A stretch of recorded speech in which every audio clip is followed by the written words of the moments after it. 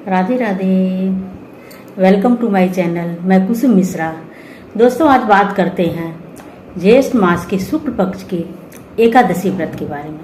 ये एकादशी व्रत कब है और इस व्रत का क्यों अधिक महत्व है और इस व्रत में हमें किन नियमों का पालन करना चाहिए, इस व्रत को सबसे पहले किसने किया और क्यों करना चाहिए, क्या दान करना चाहिए और ये कब व्रत प्रारंभ होकर एकादशी का और कब तक है और इसमें पारण का समय क्या है, आदि से संबंधित जानकारी मैं अपने इसी वीडियो के माध्यम से आप सभी के बीच में शेयर करना चाहूँगी। तो मित्रों, हमारी बताई हुई जानकारी अगर आपको थोड़ी भी हेल्पफुल लगे तो वीडियो को लाइक करिए, कमेंट करिए, शेयर करिए और जो लोग नए आए हुए हैं वो चैनल को सब्सक्राइब अवश्य कर दें। तो मित्रों, ये एकादशी का व्रत महाव्रत है। हमारे पुराणों में इसकी महिमा खूब कही गई है और इस व्रत को लगभग सभी वैष्णव हो अथवा शैव हो, ये सभी इस व्रत के नियम को पालन करते हैं और करना भी चाहिए क्योंकि ये महाव्रत है। कहते हैं जो लोग एकादशी का व्रत करते हैं तो और लगातार जो करते रहते हैं ताउम्र तक, तो उनको फिर धर्मराज के जो पार्षद होते हैं वो लेने नहीं आते हैं, ना ही यम लेने आते हैं। उनको साक्षात चक्रधारी विष्णु भगवान आते हैं और अपने गरुड़ पे सवार होकर आते हैं और अपने रथ पर लेकर जाते हैं। ऐसा हमारे पुराणों में मान्यता है क्योंकि इस व्रत की बहुत महिमा, ये महाव्रत है। तो इस बार चलिए मैं आपको बताती हूँ कि ये व्रत कब से प्रारंभ होकर कब पड़ रहा है इस बार।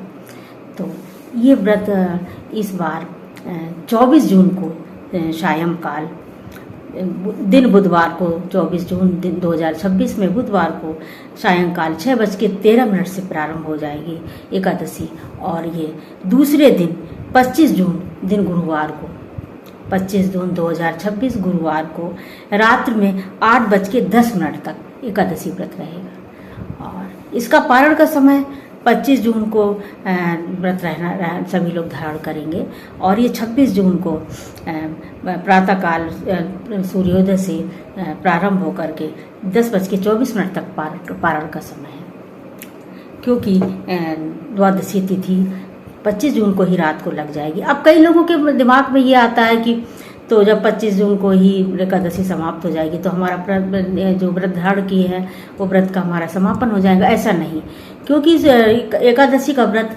सूर्योदय से प्रारंभ होकर के और दूसरे दिन सूर्योदय तक ही माना जाता है और सूर्योदय के बाद एकादशी के बाद द्वादशी अगर दूसरे दिन ही लगती है द्वादशी तो पहला पहर छोड़ कर, क्योंकि हरवासर का समय होता है, ये जो 1/4 टाइम होता है, उसके बाद हमें पारण करना चाहिए। अब चूंकि द्वादशी तिथि 25 जून को ही एकादशी वाले दिन ही लग गई है तो हरिवासर का समय रात को ही व्यतीत हो जाता है, तो सूर्योदय से 10:24 तक हम पारण कर सकते हैं। और पारण का इस बार हम तिल से पारण करेंगे। जो तिल है, अगर तिल नहीं मिलता तो भगवान के चरणोदक से अथवा तुलसी दल से भी पारण कर सकते हैं हम इसको।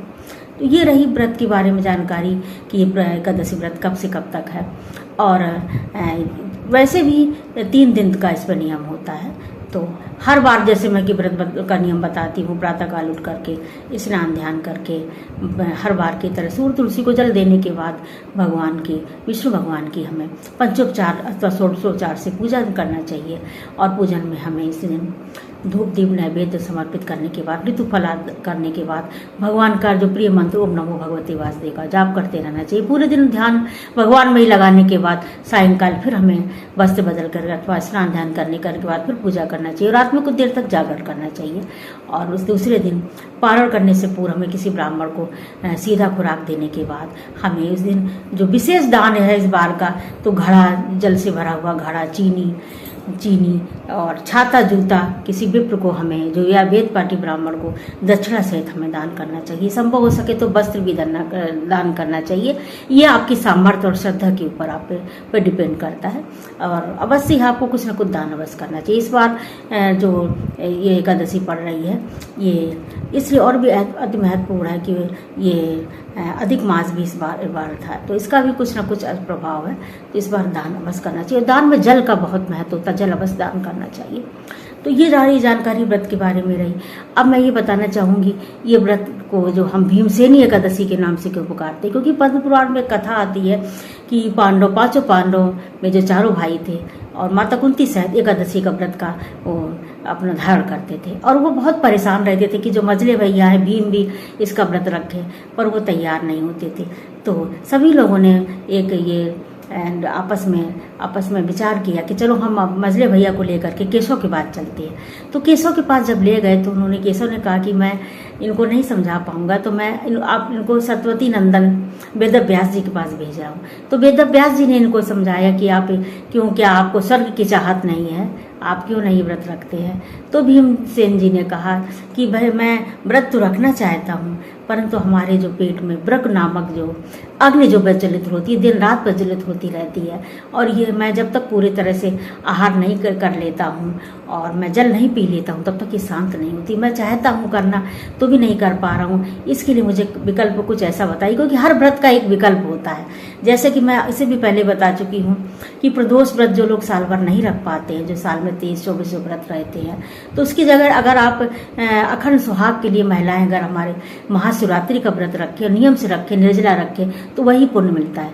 वैसा ही विकल्प के रूप में भीमसेन जी को महान वेदव्यास जी ने बताया कि अगर आप 23 तक नहीं रख पा रहे हैं एकादशी साल में, तो आप जो 20वीं जो ये ज्येष्ठ मास की जो एकादशी पड़ती है, जो कि जब इसमें जो मिथुन राशि पे जब सूर्य हो और एकादशी का ये पड़े, तो आप इस दिन व्रत रखिए और व्रत निर्जला रखिए। तो निर्जला अगर व्रत रखते हैं तो आपको पूरे वर्ष की एकादशी रखने का पुण्य मिल जाएगा। तो भीमसेन जी बहुत प्रसन्न हो गए और उन्होंने ये व्रत रखा, व्रत को धारण किया, तो उन्हीं के नाम से भीमसेनी एकादशी का नाम पड़ा। तो ये रही हमारी जानकारी भीमसेनी के व्रत में, और इसमें दान पुण्य का बहुत महत्व, जो कि मैं पहले भी बता चुकी हूँ। तो आई होप आपको ये जानकारी पसंद आई होगी। तो मिलते हैं नेक्स्ट वीडियो में, तब तक के लिए राधे राधे, धन्यवाद, जय श्री राधे।